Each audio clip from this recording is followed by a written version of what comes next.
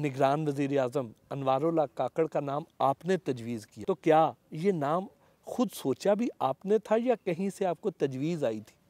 कहीं से तजवीज़ नहीं आई थी। ये सरफराज बुख्ती साहब जो वज़ीर दाखिला थे, उनकी मेरी काफ़ी अच्छे तल्लुकात थे। उन्होंने मुझे आके कहा कि ये एक नाम है, छोटे सूबे का भी है, आपने नाम देने हैं, आप ये दे दें। मैं क्या चलें, मैंने नाम देने हैं, एक 3 देने हैं, एक ये भी डाल देता हूँ। तो इस तरह फिर सरफराज बुख्ती साहब के कहने पे मैंने मौजूदा वज़ीर आज़म, निगरान वज़ीर आज़म का नाम दिया था। अब ज़रा माजी का सफ़र करते हैं। आपका ख़ानदान तो पाकिस्तान का एक बहुत ही बाइज़्ज़त और नोन ख़ानदान है। क्या लेगेसी है आपके ख़ानदान की? जी, हम चकवाल, जम्मू से चकवाल आए थे और चकवाल में मेरे दादा और परदादा की बहुत ज़्यादा ज़रूरी ज़मीन थी और कई गांव हमारे थे। कुछ लोग 60 गांव कहते हैं कि हमारे थे, कुछ 80 गांव कहते हैं हमारे थे। तो उसके बाद मेरे दादा फैसलाबाद आ गए। हमारी तो पैदाइश भी फैसलाबाद की है, हमारी सारी फैमिली भी चकवाल में है। बचपन कैसा गुजरा, तालीम कहाँ से हासिल की, ये सिलसिला कहाँ तक जारी रहा? फर्स्ट क्लास गुजरा। मेरी मैट्रिक यहाँ पे एक बड़ा अच्छा स्कूल था, डिविजनल पब्लिक स्कूल। उस ज़माने में फैसलाबाद का सबसे अच्छा स्कूल था। प्राइवेट स्कूल तो उस वक्त बने नहीं थे, तो वहाँ से मैंने मैट्रिक किया। और गवर्नमेंट कॉलेज यहाँ का बड़ा अच्छा कॉलेज है, इस तरह लाहौर का गवर्नमेंट कॉलेज है, उसी स्टैंडर्ड का ये फैसलाबाद का कॉलेज है, और यहाँ से मैंने बीए किया था। बतौर तालिब इल्म कैसे थे? बस एवरेज, कोई ज़्यादा लायक नहीं था। मतलब हर क्लास में मैं पास कर जाता था ये, लेकिन तालीम की तरफ इतनी तवज्जो नहीं थी। खामोश तबा थे या शरारती थे? बस मिडल दरमियान में। इतना शरारती नहीं आप मुझे कह सकते, ज़्यादा सीरियस रहने की मुझे आदत है। बचपन से ही सोचा था कि आप सियासतदान बनेंगे, इतने बड़े लीडर बनेंगे, इतनी वजारतें संभालेंगे, कभी सोचा था? नहीं, मुझे फ़ौज में जाने का शौक़ था और मैंने फ़ौज के टेस्ट पास कर लिए थे 2। ISB जो होती थी वो मेरी क्वार्ट में मैं की, और वहाँ पे एक दरबार था, मेरे एक अजीज़ थे, गंगोल शरीफ का दरबार, तो वो मुझे उधर ले गए। बाद में ब्रिगेडियर साहब जो उधर के एकेडमी के थे, उन्होंने चेक किया तो मैं गैर हाज़िर था। 6 बजे तक वापस आना था, हम 8 बजे आए, तो उन्होंने फिर मुझे रिजेक्ट कर दिया। नहीं तो आज मैं फ़ौज में होता। अच्छा। बल्कि रिटायर हो चुका था। अच्छा। सियासत में फिर कैसे आ गए? सियासत में मेरे वालिद साहब यहाँ से सूबाई असम्बली का उन्होंने इलेक्शन भी लड़ा था, और वो मुस्लिम लीग नून के पंजाब के सदर भी थे। डिस्ट्रिक्ट बार का 2 दफ़ा उन्होंने इलेक्शन लड़ा हुआ था। तो जैसे ही मैंने BA किया तो बल्दियाती इलेक्शन आ गए, तो फिर वो इधर इलाके के लोगों ने कहा जी कि आप काउंसलर का इलेक्शन लड़े। वो फिर उस दिन काउंसलर का इलेक्शन लड़ा और आज तक इलेक्शन ही लड़ते रहे और कुछ नहीं किया। आप तो ग्रास रूट लेवल से ऊपर आए हैं। जी बिल्कुल, मैं वाहिद आदमी हूँ जो म्यूनसिपल कॉरपोरेशन का अपोजिशन लीडर रहा हूँ, पंजाब का अपोजिशन लीडर रहा हूँ, और वफाक कौमी असम्बली का अपोजिशन लीडर। ये एजाज़ तो किसी को हासिल नहीं ये होना। किसी को नहीं है। आज से काफ़ी अर्सा पहले आपने पेशीन गोई की कि इलेक्शन फरवरी के पहले हफ्ते में होंगे।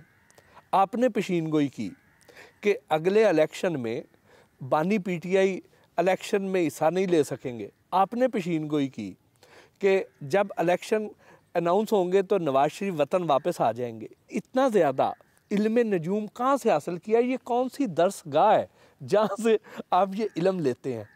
कोई नजूम नहीं है, सियासी वर्कर हूँ, 40 साल से सियासत को देख रहा हूँ। तो मैंने एक अंदाज़ा लगाया था कि मेरे ख्याल या मेरे जहन के मुताबिक फरवरी का पहला या दूसरा हफ्ता इलेक्शन होंगे। वो दुरुस्त हुआ। इलेक्शन मियाँ नवाज शरीफ जब पाकिस्तान आ रहे थे, उनके आने से साबित हो गया था कि पाकिस्तान में अब इलेक्शन होना है। ये कोई इतनी साइंस, रॉकेट साइंस नहीं है। तो ये इसको मैं तो यही कहूँगा कि एक सियासी वर्कर हूँ। मैंने कभी भी अपने आप को लीडर नहीं कहा। तो सियासत में रहते हुए हर चीज़ को कैलकुलेट करना पड़ता है। तो जो अगर आप इसको कैलकुलेट करें तो जो मैंने बातें की थी वो कैलकुलेट करके यही तरीके न आती थी। शहबाज शरीफ के दौर में अपोजिशन लीडर रहे। इतनी महंगाई के बावजूद आप हुकूमत के साथ बहुत फ्रेंडली रहे, क्या वजह? देखिए, महंगाई की जो वजह है ये शहबाज शरीफ नहीं है। ये मैं तो अंदर था, मैंने अपनी आंखों से बहुत कुछ देखा हुआ है और ऐसा कुछ भी देखा हुआ है जो अभी भी अवाम को पता नहीं। तो इस महंगाई की सारी ज़िम्मेदारी जी वो इमरान खान है। और इसलिए मैं क्योंकि समझता था ये कि ये सारा जितना तबाह हुआ है पाकिस्तान के तमाम महकमे, तो इनकी तबाही का ज़िम्मेदार इमरान खान है। इसलिए फिर शहबाज शरीफ इसका ज़िम्मेदार नहीं था, बल्कि शहबाज शरीफ ने एक कौम पे और मुल्क पे एहसान किया है कि उन्होंने हुकूमत लेके पाकिस्तान को डिफ़ॉल्ट होने से बचाया। अगर आज पाकिस्तान डिफ़ॉल्ट होता तो यकीन जाने कि मुल्क के अंदर खाना जंगी होनी थी, यहाँ पे आटा नहीं मिलना था, चीनी नहीं मिलनी थी, पेट्रोल नहीं मिलना था। आप देखें श्रीलंका 2 करोड़ की आबादी का मुल्क है, वहाँ डिफ़ॉल्ट हुआ है तो क्या हालात हैं। ये 25 करोड़ की आबादी का मुल्क है, यहाँ तो लोगों ने एक दूसरे को मार देना था और भूख की ये हालत होनी थी जिसका कोई आप सोच नहीं सकते।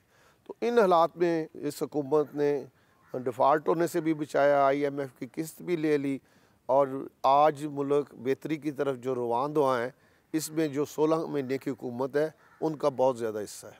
आपने कौमी असम्बली के फ्लोर पर खड़े होकर कहा था कि नून लीग वाले तो आप मुझे पहचानते भी नहीं, लेकिन उसके बावजूद मियाँ साहब ने अपनी कमिटमेंट पूरी की और आपको टिकट भी दे दी। नहीं, मियाँ शहबाज शरीफ साहब और मियाँ नवाज शरीफ साहब बड़ी मेहरबानी करते हैं, बड़ी शफकत करते हैं, मेरा तो बहुत ख्याल रखते हैं।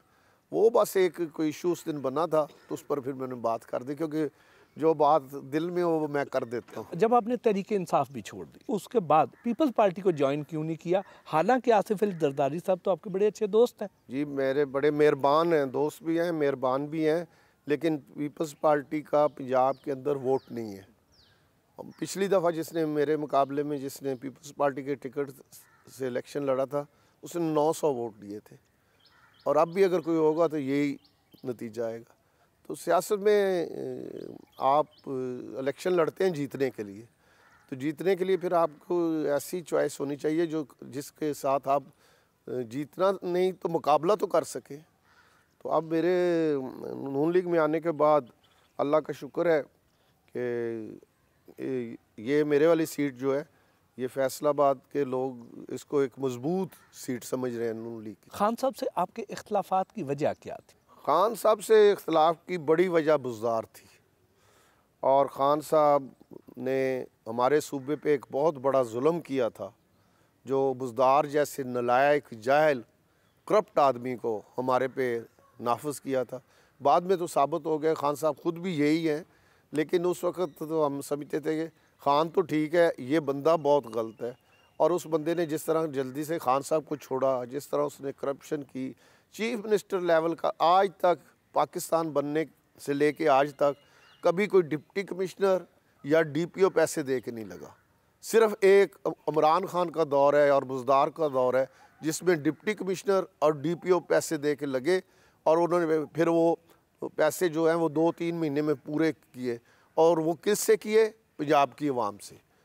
तो ये खान साहब से हमें बड़ी शदीद मुझे इख्तलाफ था और मैंने कई बार खुल के खान साहब को कहा था कि ये हमारे सूबे के साथ आप जुल्म कर रहे हैं। क्या आपकी खान साहब से कभी तलख कलामी भी हुई? मेरी 3-4 दफ़ा तलख कलामी हुई है और आखिर में तो उन्होंने पार्लिमानी पार्टी की मीटिंगों में मुझे कहलवा दिया गया था कि आप पार्लिमानी पार्टी की मीटिंग में ना आया करें। मैंने जाना छोड़ दिया था। आपके ख्याल में खान साहब की सबसे 3 बड़ी सियासी गलतियां क्या थीं? एक तो बुज़दार को वज़ीर आला बनाना, एक पीरनी के साथ शादी करना, और एक वो किसी के साथ सिंसियर नहीं थे, किसी के साथ भी, ना अपनी औलाद के साथ, ना अपनी बीवी के साथ, ना अपनी बहनों के साथ।